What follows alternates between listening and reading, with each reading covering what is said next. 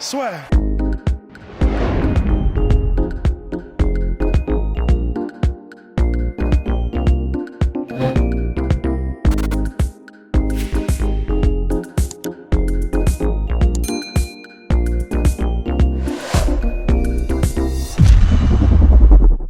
Bonjour à toutes et à tous, bienvenue dans le podcast La Sueur. Bonjour mon cher Rust. Bonjour Guillaume. Nous devions être avec Polydomso pour cette grande première officielle du studio La Sueur. On avait prévu des milliers de choses. Mais malheureusement, mon cher Polydomso n'a pas pu être avec nous. Donc attention, de grosses annonces à venir mon cher Rust. Semaine du 28-29, c'est ça ? Yes. Décembre. Des invités qui arrivent, ça va être pas mal. On vous prépare aussi parce que là, voilà, on a un nouveau setup, une superbe bouée.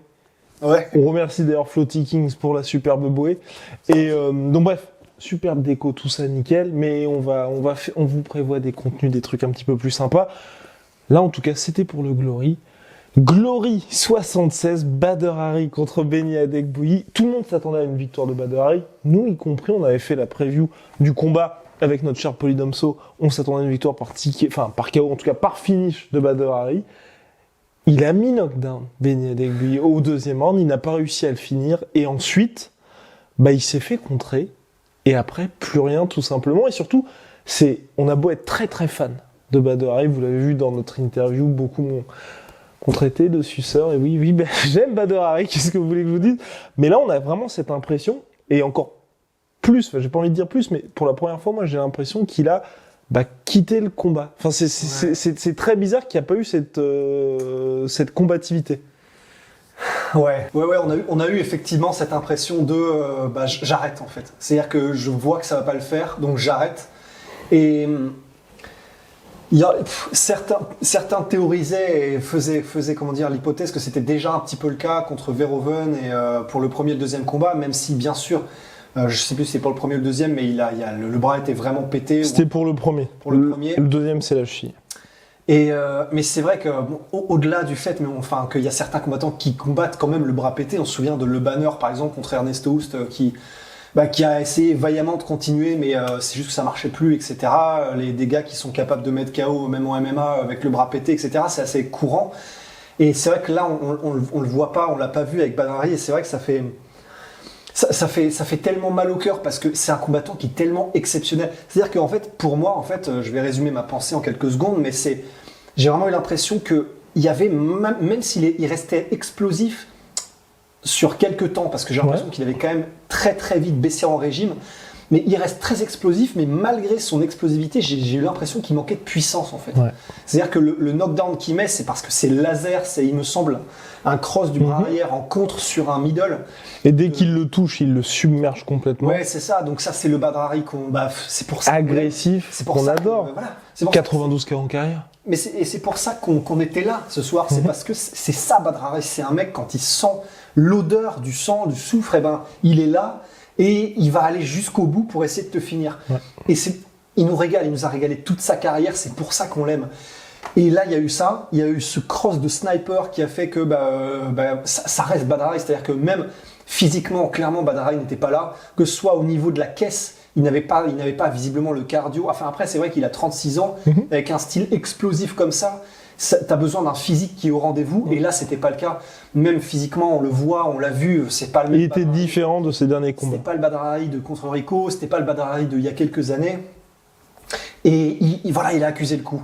Et c'est vrai que dès les premières secondes, je me souviens qu'on matait le combat, et personnellement, ça m'a vraiment fait un choc. J'étais vraiment en mode, ça va être compliqué. Parce que là, il est en train de tout donner, il est en train d'exploser sur chaque coup, d'y aller à fond, et il n'arrive pas à blesser vraiment Benjamin Adegbuyi, tandis qu'Adegbuyi, sur les low kicks, sur les middle, et même sur ses frappes, mais il l'a fait bouger en fait. Il l'a plusieurs fois, Badr Hari a fini au sol, et puis surtout, pour le coup, exactement ce que Ross disait, on avait vraiment une impression de puissance de Benny Adegbuyi. Enfin, à chaque fois, il faisait chanceler le château Badr Hari. Mais c'est ça, parce que par exemple, en boxe thaï, en tout cas en Thaïlande, ça dépend des critères de notation, mais en Thaïlande, c'est un peu ça.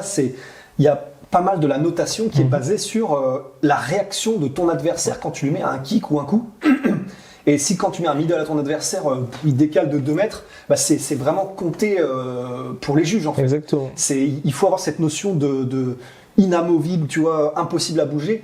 Et là, c'est vrai que sur chaque middle, Badr les prenait plein pot, ça décalait. Il y avait c'est pas un bon signal que t'envoies de toute façon. Non, c'est pas un bon signal, et c'est vrai que voilà, il y avait clairement une dimension physique qui manquait pour Badr, et c'est tellement frustrant quand on voit ce qu'il peut faire sur un coup, sur un truc laser, une fois. Si le round 2 ne s'arrête pas, il y a moyen, si jamais il gaze pas et qu'il perd pas tout son cardio, il y a moyen que Badr le finisse en fait. Donc c'est très frustrant de voir Badr Hari qui a autant envie, qui a autant... C'est un loup, il a faim comme d'habitude, mais il a plus, j'ai l'impression, le physique pour terminer. Et c'est tellement frustrant, et c'est pour ça que pour moi, c'est la fin. Et surtout qu'une fois qu'il se fait toucher, c'est un peu... Je veux dire, c'est ce que je lui reproche, mais sur ce combat-là, il y a plus ce côté justement partir avec son bouclier. Un peu avec le côté où, même si t'es touché, tu continues de tout donner. Certes, c'est vrai que mine de rien, ce qui se prend en compte, plus ensuite le jab, clairement le nez est touché, peut-être qu'à si on ne sait pas encore, on aura bien évidemment les rapports des médecins dans les jours à venir, mais une fois qu'il y a eu ça, il s'est pris un middle, et ensuite il n'a pas voulu se relever, mais c'était pas comme si, à la différence de Nordine Mayadine, à qui nous tirons notre chapeau, qui a été quand même héroïque, puisqu'il s'impose à l'extra round contre Plasibat, qui est un des meilleurs au monde dans sa catégorie, et puis qui ensuite enchaîne avec un très très bon combat. Il se fait toucher bien évidemment au corps, mais il y a ce côté où vous êtes touché au corps, et là, en fait, votre corps dit vraiment stop. Là, pour Badr Hari, ce qui nous a choqué, enfin, ce qui, en tout cas, je pense, a sauté aux yeux de beaucoup de personnes, et puis en tout cas pour moi, c'est que j'ai pas l'impression que c'est son corps qui a lâché, mais qui a aussi son mental. Il a dit, j'ai pas envie de ça, en fait. J'ai pas envie de perdre vraiment contre Benjamin Agdebouyi. Ouais, parce qu'en fait, le middle de Benjamin Agdebouyi, il est monstrueux. Hein. Depuis le début du combat, les middles de Benjamin Agdebouyi étaient monstrueux. C'est-à-dire que c'était presque des middles à la Rico. C'est-à-dire, déjà, il a des énormes jambes, mais au-delà de ça, la technique est magnifique et tu sens que c'est lourd, la frappe est lourde. Et il le prend, il le prend en plein foie, Badr Hari. Mais c'est vrai qu'en fait, par exemple, pour Nordine Mayedine, et d'ailleurs, vraiment, tu l'as déjà dit, mais je veux le dire aussi de ma propre voix, franchement, un combat mais hallucinant de Nordine Mayedine, le premier combat de la soirée, franchement, mais c'est des guerriers, mais on peut qu'être inspiré par des performances comme ça. Et sur le KO qu'il prend ensuite contre, j'ai oublié son nom, Livette, le Hollandais. Oui, complètement. Oui. Ouais, donc j'ai oublié Riggers, je sais plus.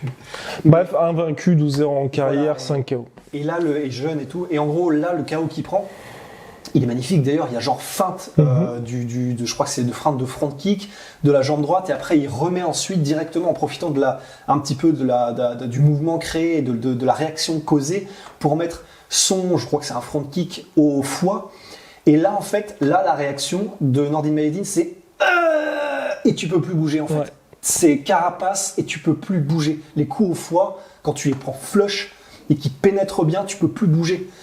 Là, en fait, ce qui est un peu troublant, c'est qu'avec Badr Hari, il y a eu le gros middle, et là, Badr fait comme ça. Donc là, tu dis, ok, gros coup au foie, machin. Il y a Benny qui arrive pour le finir, et Badr tombe sur ses genoux pour éviter, parce qu'il voit le coup arriver. Après, si je me souviens bien, il se relève un peu, donc en mode, oh, putain, ça fait hyper mal, c'est chiant, c'est mal barré, mais on se relève et on y va. Et après, il décide de s'accroupir et de se mettre dans le coin.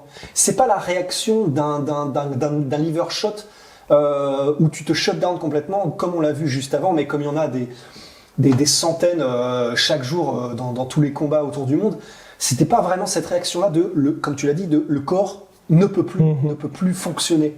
Et c'est là effectivement où ça a du sens de pouvoir dire potentiellement qu'il a voulu arrêter, quoi. Et ça fait chier, et c'est pour ça que voilà, pour moi maintenant c'est terminé en fait. Il y a plus. C'est ce qu'on avait dit dans la preview en fait. C'est tout simplement ce combat-là contre Adegboui, c'était l'équivalent de Conor McGregor contre Donald Cerrone. À savoir, Conor McGregor contre Donald Cerrone, il s'imposait par décision, ça sentait vraiment le roussi. Il perdait, c'était même pas la peine de revenir combattre. Et là, le problème, je dis ça vraiment très très froidement. Et là, Badr Hari, c'était pareil. On s'attendait tous à un KO de Badr Hari, on s'attendait vraiment, c'était un combat pour lui, pour nourrir le highlight Badr Hari. Et même si c'était compliqué le début du combat, le deuxième round, il le met knockdown, ça rassurait vraiment tout le monde. Il se fait finir par TKO.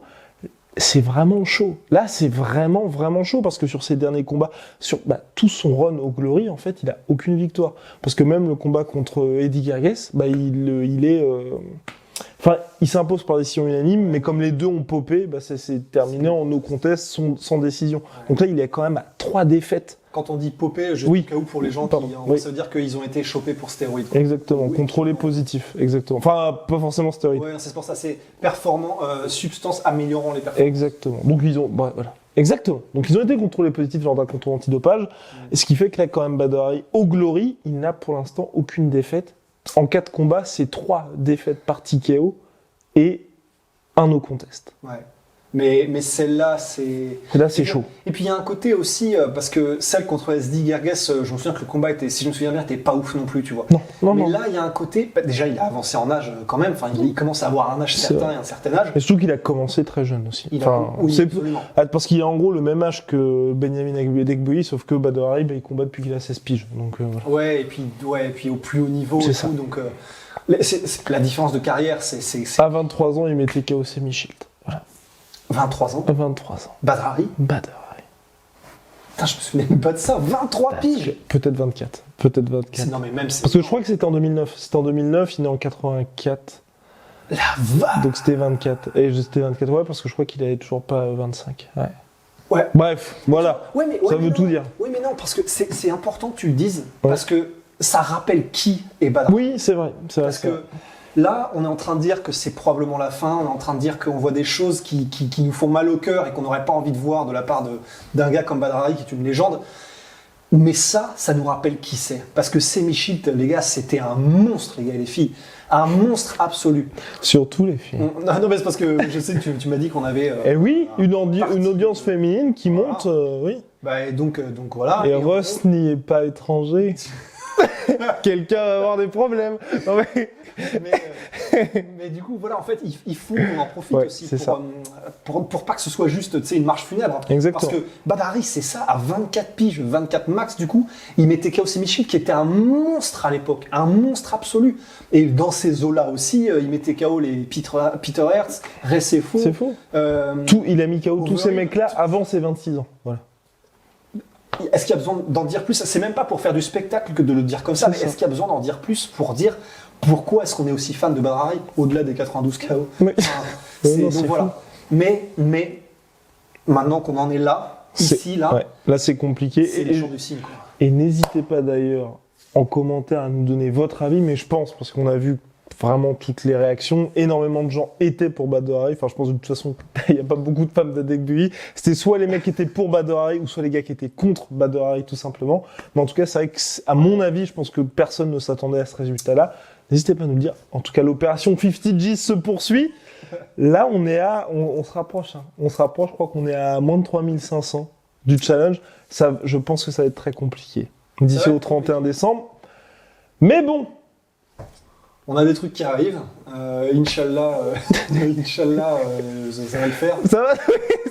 Non, on va pas se jinxer, on va pas trop teaser. On va Et, pas trop teaser. On est en plein montage d'un truc. On est en plein montage d'un truc et puis on vous prépare 2 grosses interviews d'ici la fin de l'année. S'il n'y a pas de Covid ou de trucs comme ça ça, va faire elles plaisir arriveront, de les ça va faire recevoir. plaisir. Mais on va rien dire. Non. Donc, et le co-main event, Cédric Doumbé qui s'est imposé contre Karim Gedji.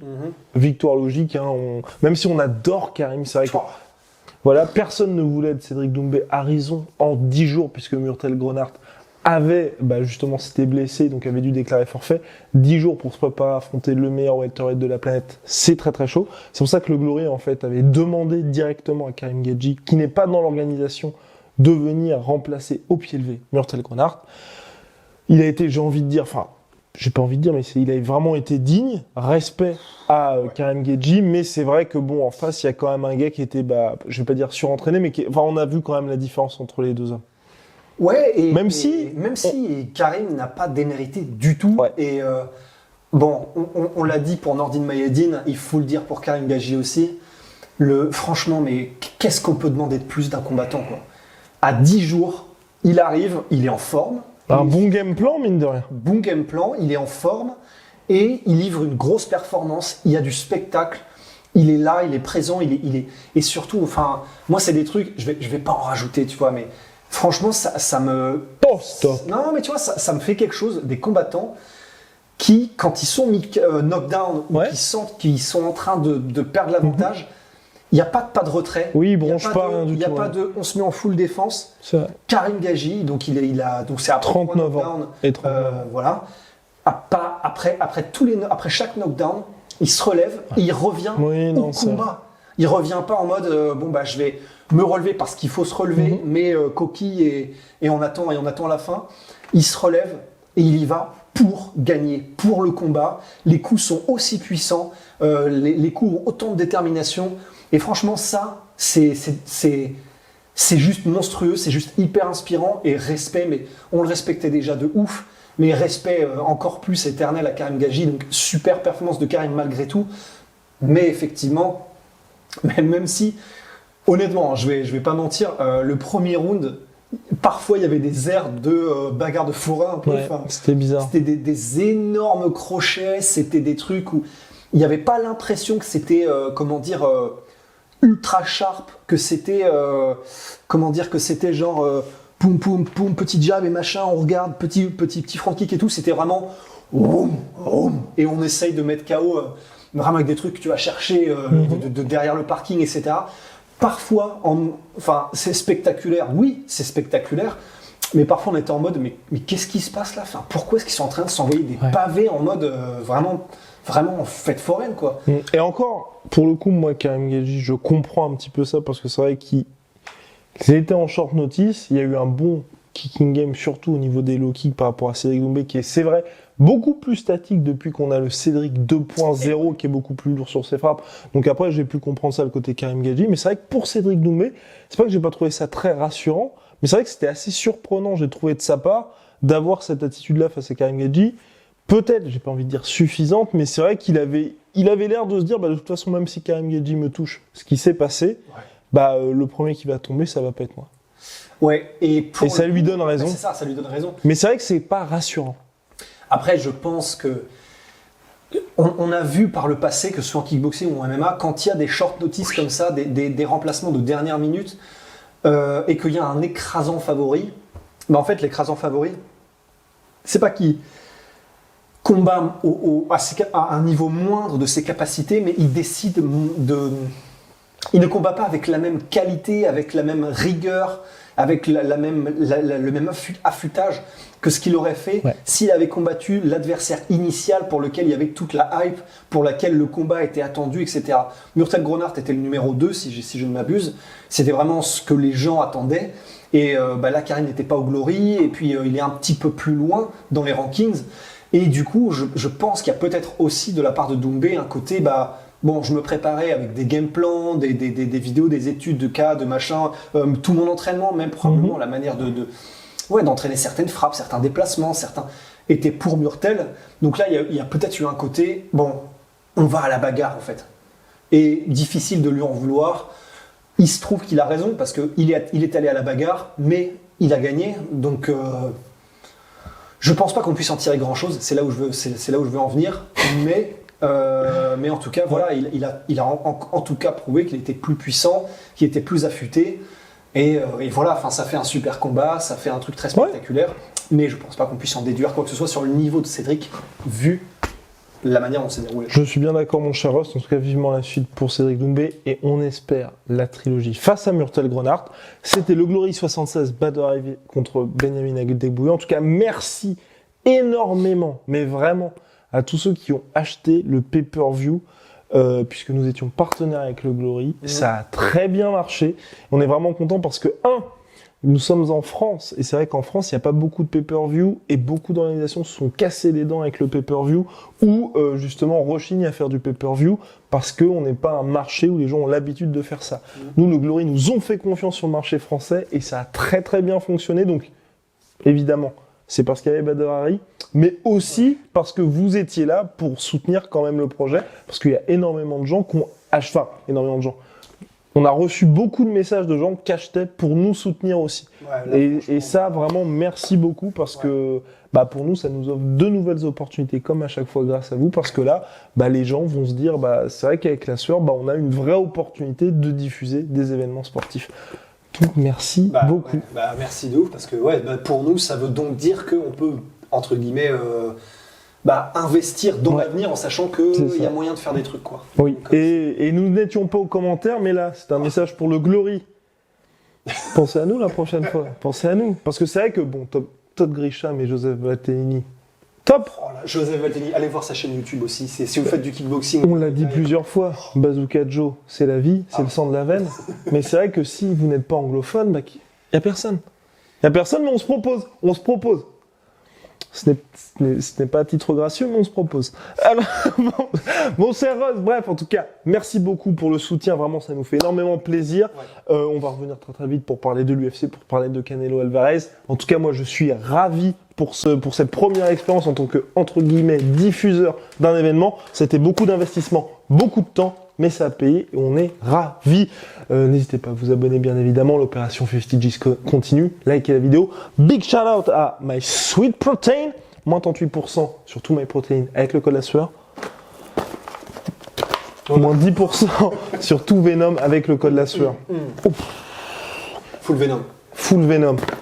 Voilà. Moins 10% sur tout Venom avec le code la sueur. À très très vite pour de nouvelles aventures.